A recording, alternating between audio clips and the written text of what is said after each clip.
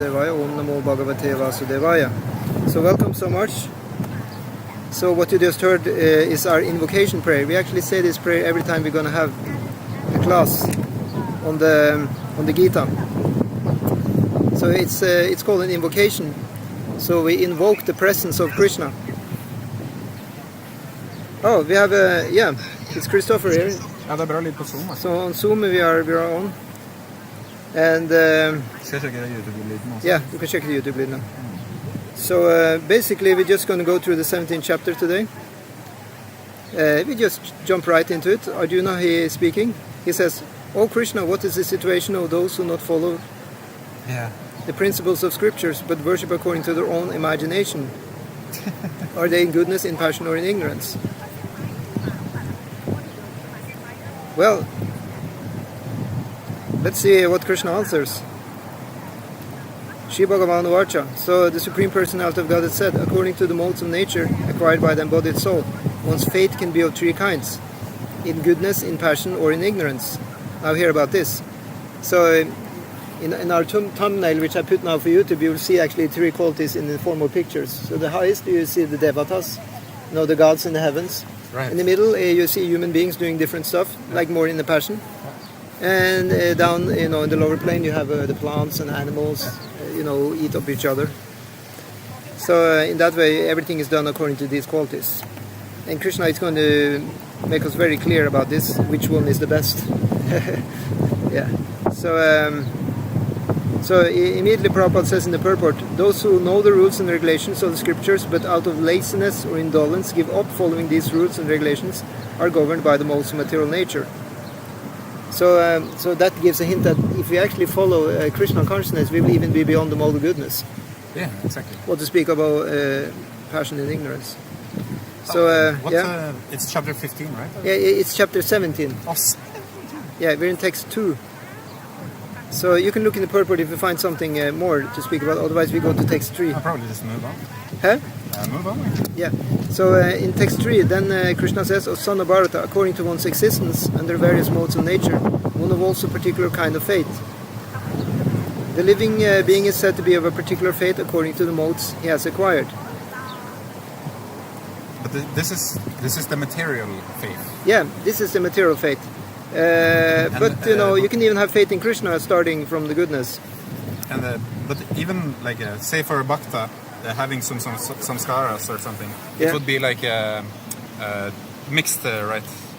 I think you show up here in the frame. You should do.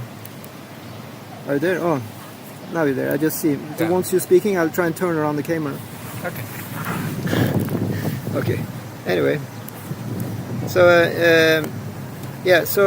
everyone has a particular type of faith regardless of what he is. So yeah, it's according to nature we have acquired, but faith will be there some or other. Some people they have faith in the computer. Yeah, that will be faith just in a thing. Yeah, exactly. That will be faith in the mode of ignorance, I suppose. Text 4, men in the mode of goodness worship the demigods, those in the mode of passion worship the demons, and those in the mode of ignorance worship ghosts and spirits. Yeah, I didn't mention that, but actually ghost worshippers. Right, but it doesn't. So demigod, there's no worship of men, or Well, that's demons here. and I mean, what if someone is bhakti Bhakti. or bhakta? Bhakta, that's transcendental to these levels. All right. Krishna says that later, that one who worships me, he's beyond the goodness. Right. Yeah. So All right. we can just move to the next one, and there are two verses together. Those who undergo severe austerities and penances not recommended in the scriptures, performing them out of pride and egoism, were impelled by lust and attachment, who are foolish and who torture the material elements of the body, as well as the supersoul dwelling within, are to be known as demons. Right. So everybody who is in austere mode, isn't that a kind of a thing? People who hang themselves up by hooks in the back. Yeah, I've seen that. Yeah. By their, it looks like really, and these people are also piercing, quite heavily pierced. Sometimes they feel enlightened by doing that. Yeah. It may not be in the mode of goodness though. It may even be in the mode of ignorance if it's really bad. Yeah. Especially if they don't do it for a higher cause. I saw even some yogis, in India, they also do, they hang weights on different parts of their body, to just try and control their senses. But I'm sure there must be better ways to control the senses. Oh yeah, it's mostly focusing on the light air, right? Yeah, it's better to just focus on breathing properly. I found that, at least from my experience, that any kind of external effort is less efficient than actually going directly internal. Yeah. So let's see, next verse. Aharas tvapi sarvasya tri vidho bhavati priyaha. Yagyas tapastata danam tesham vedam imam shrinu. Even the food each person prefers is of three kinds, according to three modes of material nature. The same is true of sacrifices, austerities, and charity. Now here are the distinctions between them. So foods, now next verse, foods dear to those in the mode of goodness increase the duration of life, purify one's existence, and give strength, health, happiness, and satisfaction.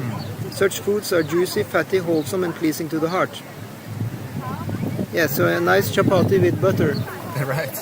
That would be, sides. Yeah, on both sides, And we just came from the Sunday feast, where there was made vegetarian lasagna. It's definitely, fatty and juicy and wholesome and pleasing to the heart. Yes. And then the mode of passion food, that's foods that are too bitter, too sour, salty, hot, pungent, dry and burning are dear to those in the mode of passion. Such foods cause distress, misery, and disease. Well, of course, if you take too much, you can take a little bit sometimes and get away with it. I mean, you can have, sometimes pickle, Yeah. I mean, I think everybody can agree that pickle is not in mode of goodness. Yeah, definitely. You just have a little bit. It's so pungent. Yeah. Myself, I really try and avoid all these things as much as possible now, because I'm becoming more sensitive by the years. Yes. I could take a lot of these passionate foods before, but not anymore. It's the material modes, but even if you're trying to cultivate the mode of goodness, then a little particle of passion can destroy everything. Yeah, actually, it can really do that. Yeah. So, what to speak of the ignorance? Food prepared more than 3 hours before being eaten, food but that is tasteless, decomposed, and putrid, and food consisting of remnants and untouchable things is dear to those in the mode of the heart. Of course, Krishna was saying this before the invention of the refrigerator or the freezer, because it's obvious in the freezer you can actually keep things for a long time. Yeah. It can still be good. And same with the refrigerator. But Prabhupada has even said here, he says down in the purport here, that actually any food cooked more than 3 hours before it is eaten, except prasadam, food offered to the Lord, is considered to be in the mode of goodness. Yeah, so quickly offer the food, then you can leave it, Yeah, because sometimes the devotees are coming from Jagannath Puri and have Jagannath prasadam, dry prasadam, and this sometimes can be half a year old.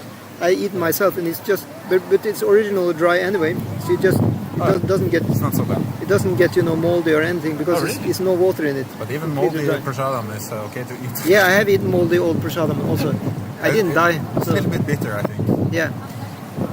But it said it's worship of the Lord to eat his remnants. So in that way, even if technically the food is not maybe so good, then spiritually it's very powerful. Especially if it comes from a very great temple where people are doing pure worship. Yeah. I guess it can be compared to using the old railway station compared to the fresh and new. You're still taking the train, but it's it's old and it's cranky, but it's the same technology. Yeah, but you can feel it sometimes more pure because it's the person who made the old train. He was maybe very nice. It's very nice. It was with love, and you feel like the tradition and whatever. So in that sense, it's different. It's like entering an old cabin. Like out in the woods, and it's like you don't have water in the cabin, but you're going outside, you have to take water from the well, you have outside toilet, but it feels just better, right? Because it's like, you just feel the nature. Yes, the body is becoming more happy. Yeah, healthier. Actually. And that's natural austerity. Purification.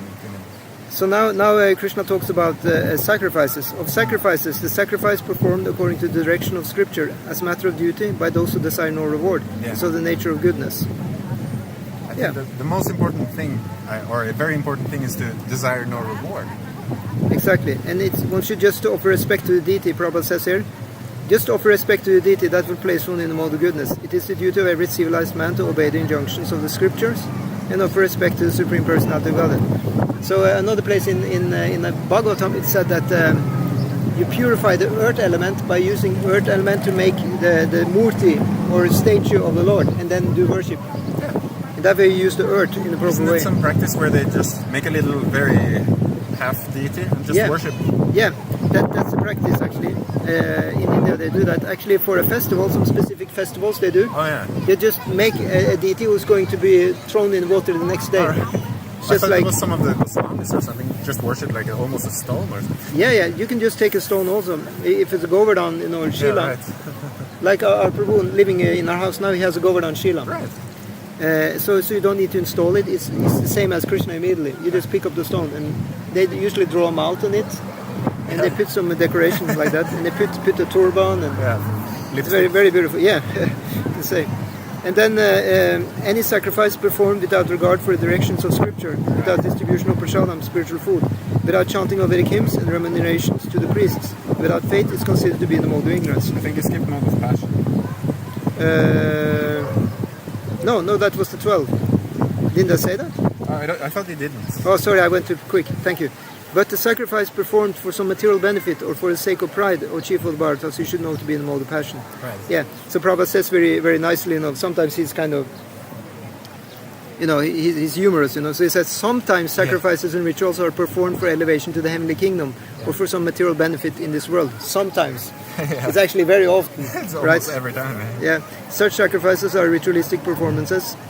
All ritualistic performances are considered to be in the mode of passion. Yeah, and then the ignorance. Vidihinam ashishtanam mantrahinam adakshinam shradavirahitam yajnam tamasam parichakshate. Any sacrifice performed without regard for the directions of scripture, without distribution of prasad, without chanting of Vedic hymns and remunerations to the priests, and without faith is considered to be in the mode of ignorance. So this is vidihinam. So that means we don't follow the vidi, we don't follow the rules of the scripture. That's what it means. It has to follow that. Because after being on the altar, we always say this prayer.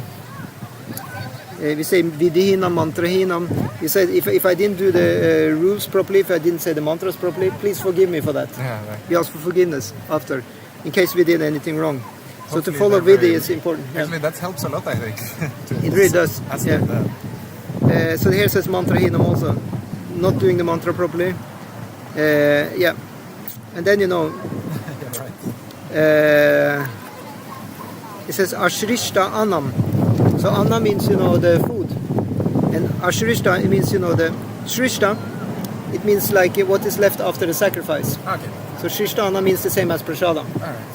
and that needs to be distributed. So we can never have any sacrifice where you don't give the mercy to the others. It Right. cannot exist in a vacuum. Then it's not accepted like that. So the idea that now I should cook a nice dish and I should just eat myself. No, always we should just be ready, just look around. He said the original householder, you should open the door. You just shout. Anybody wants prasadam? Right. 3 times. Prasadam, prasadam, prasadam. Okay, just close the door and now we can eat. Yeah. And they did that in all the culture in India. Of course, now nobody do because then people think you're crazy. But in Yeah, the temple, really. always we are open. Is what Every day when we eat in the temple, we are saying, everybody can come. Whoever you are, you can just come. Yeah. But you have to come inside, this window of like 1 hour, obviously. But even they come later, they can just get the remnants. A little bit. That, Flour or something. whatever we have to have left, Yeah. Okay, so, There's this yeah. frenzy for prasadam, right? Yeah. In India and stuff. So It is. They cannot, I remember so many places, whichever temple I've been in, it's like we have a lot of prasadam left because not enough people came to eat. Yeah. And there comes some Baba on the door, like later in the day, and he says, "Can I please have any? Just take in some bag and go." Yeah. Or if you somehow or other should have something left, you just give it to the cows, Yeah. and they eat it. Yeah. Okay, so let's see. But I also get yeah. some bad feelings sometimes if I'm eating and I see some people. It's like I have half a carton of yogurt, but I still feel like sharing it. But they will never accept, Yeah, that's the problem. So because we are in the West, but in India they would actually. I've distributed prasadam in India. It's very easy. Everybody takes. Oh, that's so sweet. We even stop taxis because taxi in India is like open taxi. All right. We even stop they're driving and we just give them, hey, take prasadam, and they stop. and even the taxi Accept. driver, he Accept, accepts, yeah. but he's busy, he has his two hands. Yeah. So he puts the prasadam just there under his feet. Yes, Yeah. they usually do. They usually give like small, a pot of khichdi, like that. Ah, So it's very sweet, Yeah. They just keep it and continue driving. The guests, the customers, they're eating while he's driving, and he just saved for later. Amazing, yeah? Yeah. Okay, so next verse.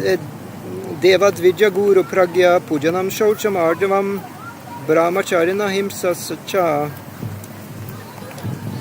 I cannot even scroll here. What happened? Yeah. Shariram Tapa Uchate. Okay, sorry for... I didn't say the verse in one. I think you're skipping verses again. I had 13. I was just talking about, No, we already chanted 13, right? Yeah, we did. So I didn't 14. skip now. Now we are 14. Yeah. Devad Vidya Guru Pragya Pujanam Shaucham Arjavam Brahmacharyam Ahimsacha Shariram Tapa Uchate. Austerity of the body consists in worship of the Supreme Lord, the Brahmanas, the spiritual master, and superiors like the father and mother, and in cleanliness, simplicity, celibacy, and non-violence. That's a lot. But what you see is not here is stuff like fasting, Yeah. whipping yourself or something like that. It's not there. They're actually not that difficult, these austerities. Everybody can do that. You just worship people. But- It means you're honoring people. Yeah. Yes, but cleanliness. It Yeah. is. Fasting is included in cleanliness, right? For Well, instance, fasting from this and that. Yeah, you can say. So- I'm just meaning, there are some people who have an idea. We should just live on the prana, just live by Yeah, breathing. that's probably the best. But it's not really austerity of the body. That's something one may do for getting some mystical power or something. That's a yogic path. But just general austerity is just to do this. It doesn't say here even to be vegetarian here, but actually it says non-violence, ahimsa. So that includes being vegetarian. Yeah. Yeah. So Prabhupada, he says in the purport, the Supreme Godhead here explains the different kinds of austerity and penance. First, he explains the austerities and penances practiced by the body. One should offer or learn to offer respect to God and to the demigods, the perfect qualified brahmanas, and the spiritual master and superiors like father, mother, or any person who is conversant with Vedic knowledge. Did you hear what I was reading? Just now? Or to the demigods. Yeah. That's actually also...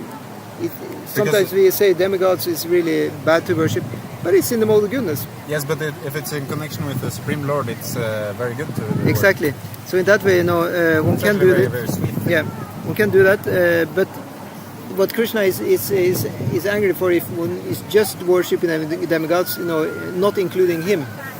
Yes, because that would be like defeating the whole point. Yeah, that's the point. Yeah, and then mother and father also. One time Prabhupada asked the disciple to bow down to his mother and father. Probably because the disciple didn't respect his mother and father properly. It says, Acharya Deva Baba, Pita Deva Baba, Mata Deva Baba. The mother and father are also Deva, and the teacher is also Deva. And Atito, or the guest, is also like God. Yeah. So it's just like in terms of respect, like that. Okay, so one should practice cleansing oneself externally and internally, and you should learn to become simple in behavior. So here, simplicity, it actually means to not be duplicitous, to not have all kinds of schemes going, to be like a cheater, This is what it means here to be simple. Because this duplicitousness is that crooked. Yeah, let's say to be crooked. That should be avoided. Yeah. Okay, so he should not do anything which is not sanctioned in the scriptural injunctions. He should not indulge in sex outside of married life, for sex is sanctioned in the scriptures only in marriage, not otherwise. This is called celibacy. These are penances and austerities as far as the body is concerned. Okay, so 15. Anudvega karam vakyam satyam priya hitam chayat svadhyaya vyasanam chaiva yanmayam tapa uchate.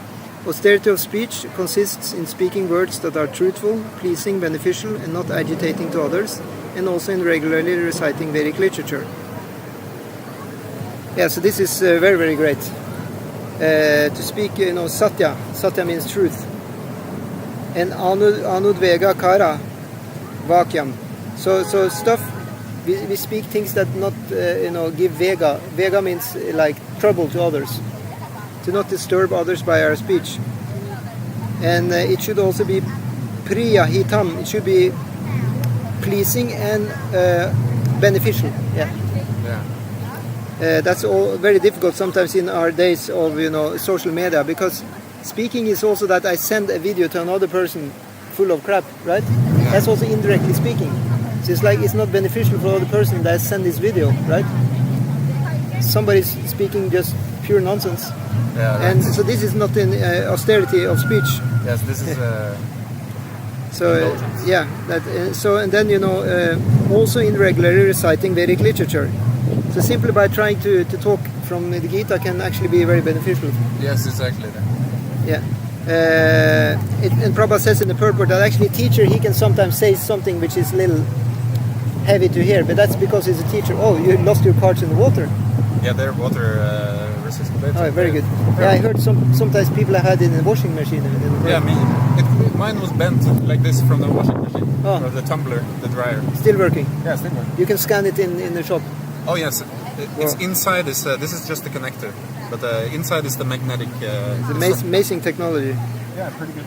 Yeah, so Prabhupada says very nicely here, he says the best course is to divert the mind to the Vedic literatures, which is full of satisfying stories, as in the Puranas and the Mahabharata. One can take advantage of this knowledge and thus become purified. The mind should be devoid of duplicity, and one should think of the welfare of all. Silence means that one is always thinking of self-realization. The person in Krishna consciousness observes perfect silence in this sense. Control of the mind means detaching the mind from sense enjoyment. One should be straightforward in his dealings and thereby purify his existence. All these qualities together constitute austerity in mental activities. Super. And 17. Shraddhaya paraya taptam tapastatri vidam narai ahapalang kankshibir yuktai satvikam parichakshate. This threefold austerity performed with transcendental faith by men not expecting material benefits but engaged only for the sake of the Supreme is called austerity in goodness. Did I jump over anything? No. No. Oh, good. And then, now we're talking about the penance in the three modes. So, first one, penance performed out of pride and for the sake of gaining respect, honor and worship is said to be in the mode of passion. It is neither stable nor permanent.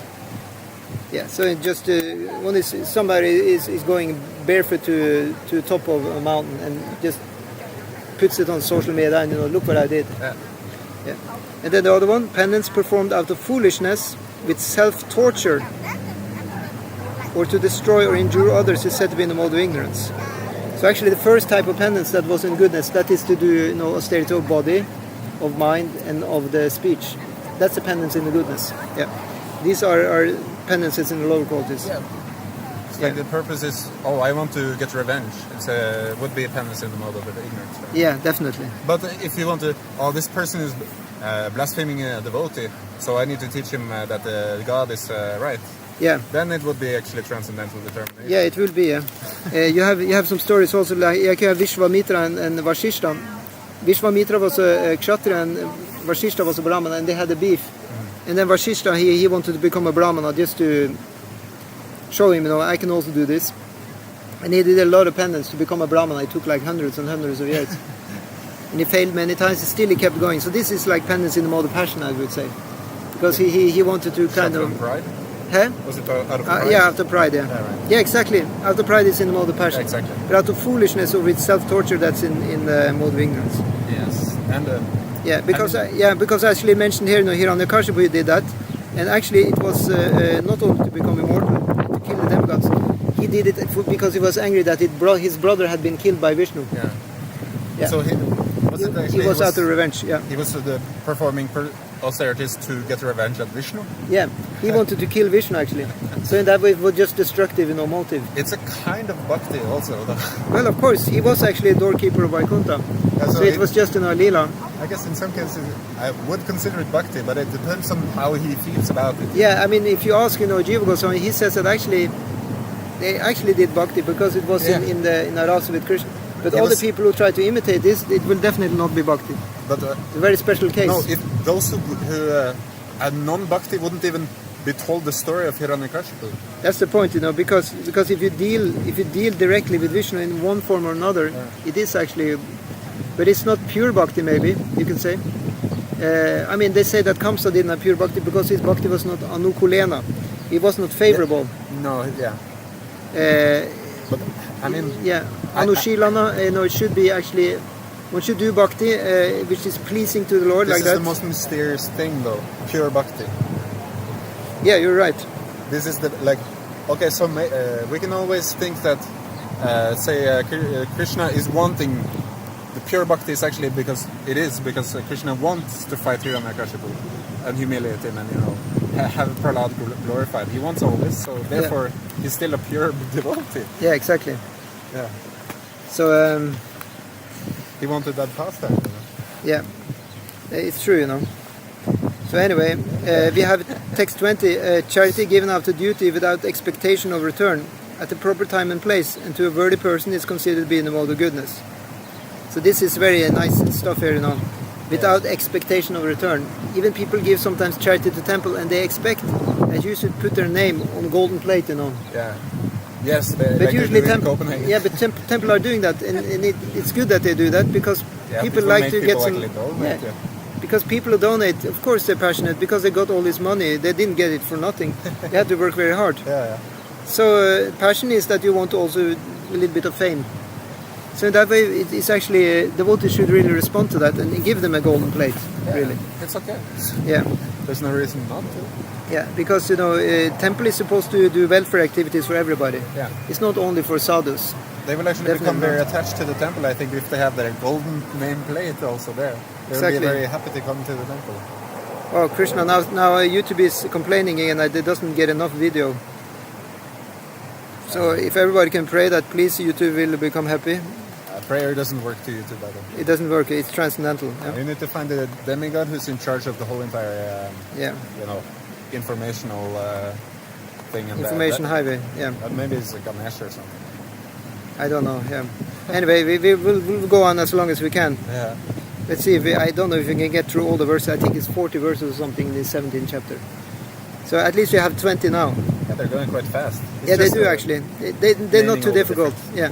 How to recognize the different divisions. It's not so philosophical today. So 21, but charity performed with the expectation of some return, or with the desire for fruity results, or in a grudging mood. Yeah. Exactly. It's said to be charity in mode passion. It's like, can you please support this? I really don't. Okay. Oh. I'll do it, but I'm really angry. So now it's actually a little bit funny. Yeah. So that is not really high level, but maybe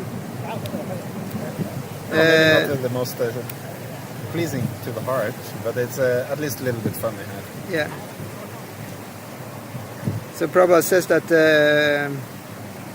there are many charitable foundations which offer their gifts to institutions where sense gratification goes on. Such charities are not recommended in the Vedic scriptures. Yeah. Only charity in the mode of goodness is recommended.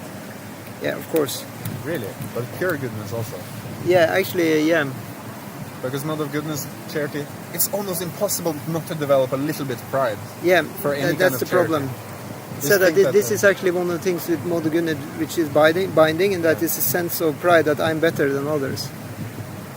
And that's a Kshatriyan quality, so mode of goodness, charity is almost doomed unless it's connected with Krishna. It's doomed to become a Kshatriyan. Yeah, it's true. That's really how it usually develops after some time. If it's not carefully, taken care of, that it's always, going towards Krishna, then it can, become tainted with material goodness, and then down to material passion and ignorance. And even if it's connected with Krishna, it may also fall down to not passion. Well, it's like a razor's edge. It's sometimes said, one really has to do it also without doing offense. Okay, so now next text. And charity performed at an impure place, at an improper time, to unworthy persons, or without proper attention and respect, is said to be in the mode of ignorance. So try to imagine something like that. Yeah, this is seen many times. It's like there is a story, It's like offensive. Yeah, it's a story. It was a sage going to door, asking for charity, and there was somebody said, "No, we don't have anything. Sorry, And the sage continued. He said, "Can't you just give me something?" And then the man said, "Okay, I'll see if I can find something." And he took the ashes he took some ashes, from his, burning place, Right. and he just gave him the ashes in the hand, and the sage was going together with an aspiring sage, Right. with an apprentice, and he said, and he accepted, and he said to the apprentice, look, at least they started their charity. But it's definitely not charity in all goodness. But it's actually better than nothing. Okay, so It's next, a bit of yeah. faith, in the sacred person. So Yeah, it's very good. I mean, we have experienced this many times that people, they give some kind of broken item Yeah. to the temple, or they give some food stuff which are out expired, Yeah, right. Or something yeah. they refuse. Yeah, or they give like an old computer, for example, or an old phone which is completely out of date, obsolete. This is not really a great charity to do, but it's better than nothing. It's at the same time you get an excuse to throw away some garbage. Yeah, exactly. But to use temple as a garbage, recipient, that's not really the highest level Krishna wants. But anyway, so Prabhupada says in the purport here, it has been explained that penance, sacrifice, charity, and foods are divided into three categories: the mode of goodness, passion, and ignorance. But whether first class, second class, or third class, they're all conditioned, contaminated by the material modes of nature. When they're aimed at the supreme Om Tat Sat, the supreme personality of God, the eternal, they become means for spiritual elevation. Yeah, so later, actually, I didn't read the verse there, sorry. Oh. From the beginning of creation, the three words Om Tat Sat were used to Yeah, right. indicate the supreme absolute truth. Uh-huh. These three symbolic representations were used by Brahmanas while chanting the hymns of the Vedas and during sacrifices for the satisfaction of the supreme. Yeah, so basically Om is the like the invocation sound. You just put there. It's funny because in the verse it's starting Om Tat Sat, also, Yeah. and then it's indicating, and then it's explaining. Yeah, It's actually very good. and then Tat, it always refers to, technically means that. Yeah. So it's used a lot in any Vedic text because it saves you from writing a big name, or so say you have a chapter, it's talking about Bhagavan, Bhagavan this, Bhagavan that. Yeah. So it mentioned Bhagavan in the beginning, maybe the first couple of verses, or Right. just the first word, and then rest is tat, tat, tat, tat. Yeah. So in beginning Bhagavan, and then that Bhagavan, tat, tat, tat, tat. So we're talking about Bhagavan here. And is it a quicker method, Tat, and then Sat, so eternally Tat? Yeah, Sat is explaining what Bhagavan is. He is the eternal and eternally good also. Sat just means what is eternal and good also. Good without any fault. But is it grammatically correct in Sanskrit to appreciate that they're actually saying, I eternally dedicate this to the Supreme Lord. Everything that follows is dedicated to the Supreme Lord. Yeah, you can say that, yeah. That's what they do. So then, they can chant hymns and do sacrifices by using these three, words. But Again they and just again and again and continue again. chanting, Om. Yeah. It's sound vibration is extremely important, really. Yeah. Language is extremely important, and it just becomes watered out more and more in our society day by day. So in that way, it's not a good omens for what's going on. It's a really funny thing because the vibration. Have you ever been in school? Yeah. And the teacher on the blackboard, they're writing something, and this vibration is like. Yeah. That's like terrible vibration. Right? Yeah. It's a symbol that they're teaching. Yeah, it says that these kind of sounds, which are kind of breaking in the sound, it's breaking the ether. It creates holes in the ether. Right. And it's making an opportunity for ghosts to come there. Exactly. By this kind of vibration, one is inviting ghosts. Wow. So it's a very, very inauspicious sounds. It's said in the Vedas, or in Ayurveda even, it said that you shouldn't make these kind of inauspicious sounds. Yeah. And you hear some of the music of today, they're creating this, I will not mention any genre, they're purposefully creating these ghostly sound vibrations. Yeah. And of course, people get crazy by listening to that because, Oh, yeah. you're making holes in the ether, Right. inviting these rascal living entities. That's so interesting. Yeah. So Yeah, better play the harp, and sing, nice mantras. Then you're inviting all the devatas into the ether. Yeah, and even if you have a little bit of mention of Krishna or something, the Yeah. ghost will flee all Yeah. directions. So just if you would have done that fault, to create such a sound vibration, then you can just start chanting Hare Krishna, Yeah. Hare Krishna, Krishna Krishna, Hare Hare, Hare Rama, Rama Rama, Hare Hare, to kind of make the ether good again, Yeah. kind of brush up the situation.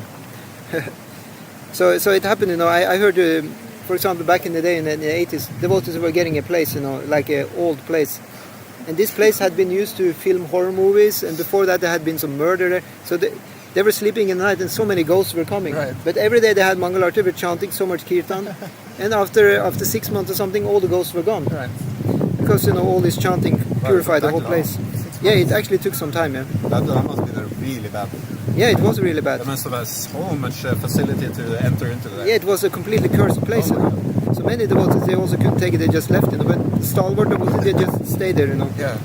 Because it's true, if you are a devotee and you chant Hare Krishna, nobody can really trouble you. I think actually there's a farm up in the mountains where my family has some property.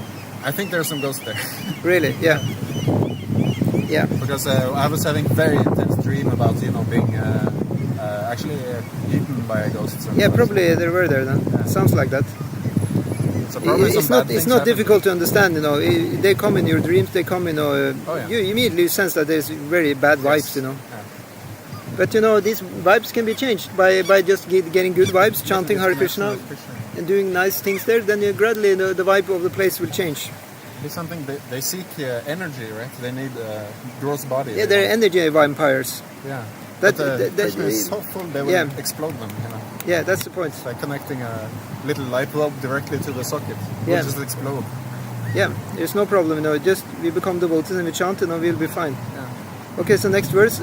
Without desiring fruitive results, one should perform various kinds of sacrifice, penance, and charity with the word Tat. The purpose of such transcendental activities is to get free from material entanglement. Yeah, and then next, the absolute truth is the objective of the devotional sacrifice. It is indicated by the word Sat. The performer of such sacrifice is also called Sat, as are all works of sacrifice, penance, and charity, which, true to the absolute nature, are performed to please the supreme person of all soul. So sometimes we talk about Satsanga, Satsanga, yeah? So this means association with devotees, because they're also Sat, as long as they do Sat activities. That is many meanings of the word Sat, right? Yeah. So Prabhupada in the purport here, he referred also to Satam Prashangam Mamaviri Samvido Bhavantirit Karnara Sayana Kata Tadyoshanam.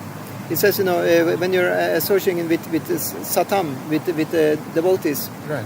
Prasanga, it means intimate association. It means, what is intimate association? It means, confidential, exchange of food, of thoughts. It's like the 6 exchanges. Loving exchange, that's called also intimate or prasanga. So when one do that, bhavantirit karnara sayana kata, one becomes pure in the heart. By hearing Krishna, one gets rasa in the heart. By hearing Krishna kata. Rejusanamashu apavarga vartmani, shradaratir bhaktira nukramishate. And then gradually, because one is on the path of liberation, then gradually one gets rati, one gets actually transcendental taste. And Shraddha is, one gets faith, and also one gets like this kind of spiritual nourishment. One feels, enlivened, step by step, by doing this. So it's the most auspicious thing to do. And if one will not believe this, one should just try it and see for oneself. Because we don't have any problem to believe that if we get into the bad association, we get depressed. That we know, right? Everybody knows. That's why we stay clear of people are really bad. Yeah. But somehow or other we tend to believe that to have the good association will not get us to heaven. We think, no, that's just, But actually it's true. Good association is getting us, huh? There's a little bit pride. It's pride, that's the truth. Because of pride we think, I don't need this, It's like we just want to be in the middle land. We know we should avoid the bad association, but we're too proud to have the good association, so we just by ourselves. But I think it's a common thing because everyone, I guess, in the normal setting has a little bit of pride. So they think someone who is better than them will be like bad association because they're prideful. Yeah. But actual good association is simply just enlightening. It is 100% enlightening. Yeah. It's just good on all fronts. Yeah. Beneficial for everyone. Yeah. So now Krishna is just giving his final conclusion. He says anything done as a sacrifice, charity or penance without faith in the Supreme or Son of Prita is impermanent. It is called asat and is useless both in this life and the next. Right. Yeah. So that's just it, And then, guess what? We are finished with the chapter. Really? It was shorter than I thought. I thought it was 40 verses or something. You said 40? Well, I was wrong. But it's good then. Anyway. So, you have any comment or question? Should we have a discussion? There was nobody on Zoom today. So that's good. we can just take a early holiday. Take a bath, yeah. Yeah, gonna have a bath. Yeah. So yeah, you can just take some darshan of the place here. See if the camera can capture it. Can you see our nice little pond here? Outside our temple in Ensjö. It's actually very nice there. Yeah. Okay, so with that we are saying goodbye. All glorious.